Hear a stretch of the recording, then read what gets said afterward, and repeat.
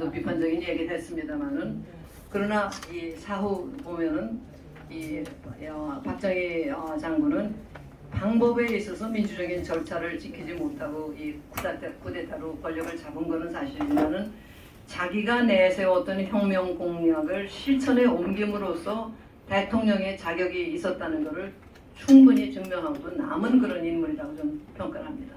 그리고 그 당시에도 지식인으로서 논리적으로 반대하는 건 맞았지만 일단 권력을 장악하고 그 이 행정을 해나가는 걸 봤을 때 결국은 이론적으로 이건 안 된다 하더라도 그 전복을 꼭 시켜야 되겠다고 끝까지 물고 늘어졌어야 되느냐, 그게 최선이었느냐, 저는 그건 아니었다고 봅니다. 그 당시도 물론 저도 그때 그렇게까지는 가지 않았고 거기에 이제 어린 학생들이 결국은 이용당했고 일부 정치인들은 자기의 그 욕심을 채우기 위해서 학생들을 계속 자극을 시키고 한 그런 면이 저는 없지 않았다고 봅니다. 민주화 운동이라고 하는 거에 말하자면 공헌과 그 과를 생각할 때 양쪽을 다 봐야 된다고 생각합니다. 그런 그 투쟁은 계속 하지만은 그렇게 학생들이 20년 넘게 대학 공부를 다 집어칠 정도로 날마다 출루탄만 맞고 뛰었어야 하네요.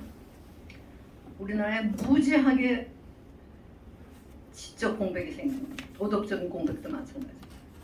대학 4년이라고 하는 것은 엄청나게 많은 책을 읽고 고민을 하고 이게 옳은 거냐 그런 거냐 논란을 서로 하고 하면서 스스로 뭘 깨달아야 되는데 우리나라 대학생들의 경우는 저는 이제 외국서 학예하고 좀 가르치다가 72년에 바로 그 유신 전향에 교육을 했습니다만 그때부터 87년 15년 동안 소위 인류대학이라는 데서 데모가 없었던 날이 없었죠. 주말 이외에는 4년 동안을 문과 사회과 인문 쪽 학생들이 데모하느라고 앉아서 진득하게 공부를 할 수가 없었어요. 그건 어마어마한 손실입니다.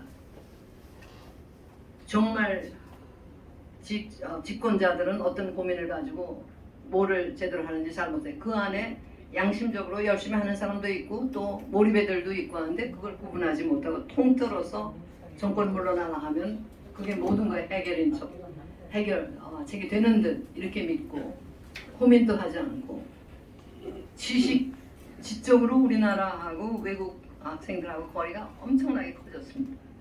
제가 미국서도 대학에서 몇 년을 가르치다 왔지만 그 나이에 1년이라고 하는 건 엄청나게 소중한 어마어마하게 많은 거를 갖다가 배우고 성장하는 나이거든요. 그거를 계속 출루탄만 맞고 뛰었으니까 나라 전체가 무슨 거짓말을 해도 넘어가는 그런 식의 게 됐고 그래서 그 틈을 타서 그 광주라고 하는 그런 불행한 산흥성이 있지 않겠냐 생각했는데 어림도 없었습니다. 예를 들어서 손세일 선생이라고 그 전에 이 동아일보 기자 출신으로 국회의원도 3번이나 한 분이 40년 동안 이승만과 김구 두 분을 연구를 해가지고 이승만과 김구라고 하는 책을 7권으로 4년 전에 펴냈어요. 제가 KBS 이사장 되고 나서 다음인가 한데 그래서 제가 이거를 토대로 해서 역사 스페셜을 하면은 얼마나 좋겠는가.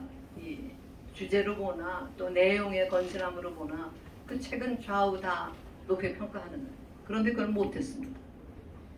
거짓말로 워낙 맥지를 해놨기 때문에 이 진실이 나가는 것을 원치 않는 세력이 이 매체들을 다 장악을 하고 있습니다. 언론 노조라고 하는 게 KBS 노조를 움직이고 있고 지금 그런 거를 지금 다 깨야 됩니다.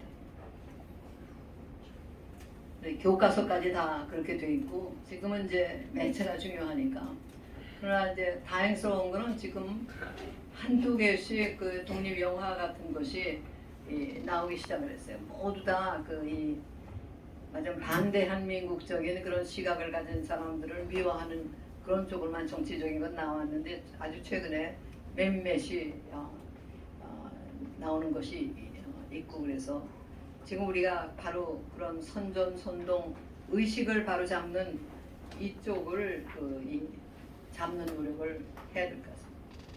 그리고 이제 솔직하게 또 인정을 해야 될 거는 바로 이 대한민국의 기득권 세력이 너무 오만하고 또 부패했다는 것을 인정을 또 해야 됩니다. 그거를 솔직하게 인정을 하고 나갈 때 이재명 같은 그런 인간이 무슨 거짓말을 해도 국민이 멍하게 쳐다보고 검사 출신하고 범법자 출신하고를 동등하다고 보는 이런 식의 정말 말 안 되는 현상이 아니라 지식인들 사회에서 그런 그 얘기들이 나오더라고요. 제가 너무 속상해서 공약이라는 거야 듣기 좋은 소리 하니까 다 소리 똑같이 보이지만 사람들이 살아온 길을 보면은 거기서 평가가 나왔는데 지금 그런 게 없어졌어요. 그러니까 우리나라는 지금 민주주의가 굉장히 이 오해가 돼가지고 권리층만 주장할 줄 알지 이 의무를 몰라요. 그러니까 민주주의라는 건 국민이 주인이라는 건데 그럼 책임도 국민이 져야 되는 것이 국가가 좋은 건 다 해주고 자기는 공짜로 놀아먹도록 놀아도 된다. 지금 문재인 정부의 가장 큰 죄악은 이 풍토를 우리가 열심히 하면 잘 살 수 있다 했는데 열심히 하는 사람들이 피해를 입고 적당히 지낸 사람들이 공돈으로 떵떵거리는 이런 거를 눈앞에 보여줘가지고 일할 의욕을 다 없어지게 만들고 나라는 빚더미에 올라가는 거 아닙니까? 근데 그런 정신을 다시 살았는데 그거는 사실 공통 상식이죠. 동서고금 열심히 하지 않고 먹어대기만 하는 사람들이 끝까지 잘 되는 법이라는 게 그건 있을 수 없거든요. 그런 것을 다시 이제 찾는 일. 여러분들이 이렇게 아름아름 젊은 사람들이 참석을 안 하더라도 이런 속에서 뭔가는 그래도 보인다고 생각합니다. 그리고 양심껏 얘기하는 거. 그러니까 지금 잘못된 걸 하나하나 생각하다 보면 저희 어렸을 적에 민주주의가 새로 왔을 때 기초교육을 받았을 때만 못한 게 많아요. 가령 우리는 일제시대 때 학교에서 이 극장이라고 했는데 공부 잘하는 아이를 선생이 지명을 했지 선거니 그런 게 없었어요. 자치회라든가 선거라든가 이런 게 전부 다 해방 후에 처음 들어온 거예요. 그 자주독립이라고 하는 말을 했죠. 민주주의. 그리고 그 당시는 얼어 죽지 않고 굶어 죽지 않고 병들어 죽지 않는 것이 급선무였지 무슨 민주주의 이런 얘기는 낯선한 정말 하는 얘기였어요. 그리고 지금 이제 어느 틈에선가 또 무슨 대통령 직선제, 대통령뿐 아니라 뭐 대학 총장 모든 거 다 교육감 직선하는 게 민주주의라. 그것도 착각입니다. 과연 그게 진짜 최선인지.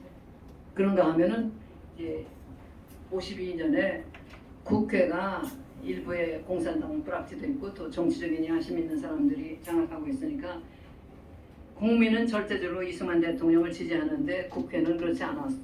그때 이제 그 직선제로 개헌을 한 거를 가지고 뭐 정치 파동이다 뭐다 하고 하지만 그건 왜 직선제인데 민주주의로 가는 거에 대해서 뭐라고 또 그 사실 약간 그 사회주의적인 그런 것이 강하게 있었던 걸 또 많이 걷어내는 부분도 있었어요. 그런데 지금 이게 어떻게 거꾸로 가는가 하면은 문재인 정권이 들어서고 나서 대한민국의 그 헌법, 이 촛불혁명을 어떤 유명한 좌파 교수가 설명을 하기를 촛불혁명의 의미는